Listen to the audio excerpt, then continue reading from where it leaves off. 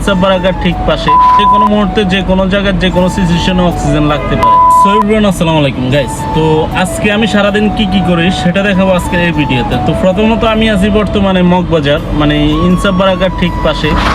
এই যে হলো যে ইনসাফ বারাকা, এই হলো যে মগবাজার রেল গেট। এখন আমি যাইতেছি হলো যে অক্সিজেন ভরার জন্য।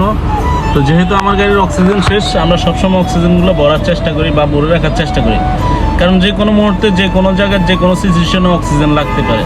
তো তার কারণে মূলত আমাদের গাড়িতে সবসময় অক্সিজেনের বোতল ফুল থাকে, ইভেন অক্সিজেনের বোতল আমাদের গাড়িতে 2টা করে থাকে।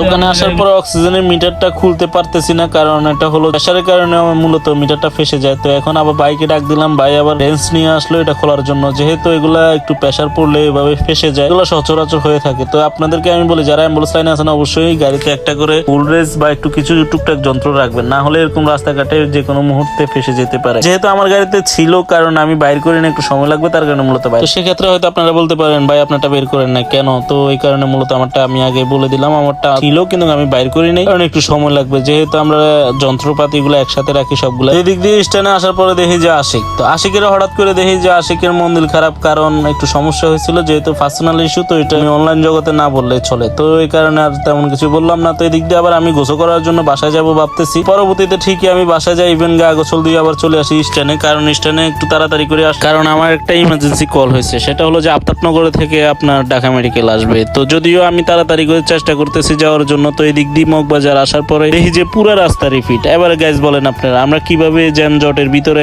যদি আমরা খালি গাড়ি হরেন দিই, মামলার ভয়, এরপরে কিছু আবাল মার্কা পাবলিক আছে তাদের বকাবকি, মানে তারা বলে আর কি যে ভাই আপনি খালি গাড়ি হরন দিতেছেন কেন? আসলে আমরা যে কোন পেরাতে আছি বা কোন সিচুয়েশনে আছি সেটা যদি উনি বুঝতো তাহলে জীবনে কথা বলতো না। আর গাইজ অ্যাম্বুলেন্স তো অ্যাম্বুলেন্স, এখানে খালি আর ভরা কি? আমাদের কথা হলো আমরা যখন ইমার্জেন্সি প্রয়োজন হবে তখন আমরা হরেনটা দিই, সেটাও আপনাদেরকে বুঝতে হবে। তো আর কি গাইজ, সবাই ভালো থাকবেন, সুস্থ থাকবেন। আর ভিডিওতে যদি কোনো ভুল ত্রুটি হয়ে থাকে অবশ্যই ক্ষমা দৃষ্টিতে তাকাবে। তো আমি আবার ভাবতেছি আজকে সারাদিন একটা ভিডিও বানাবো, কিন্তু আমি পারি নাই, কারণ আমি সময়ের কারণে পারি না। তো এখন চলে যাচ্ছি বরিশাল। তো সবাই ভালো থাকবেন, সুস্থ থাকবেন, আর সবাই আমার জন্য দোয়া করবেন। ধন্যবাদ। আসসালামু আলাইকুম।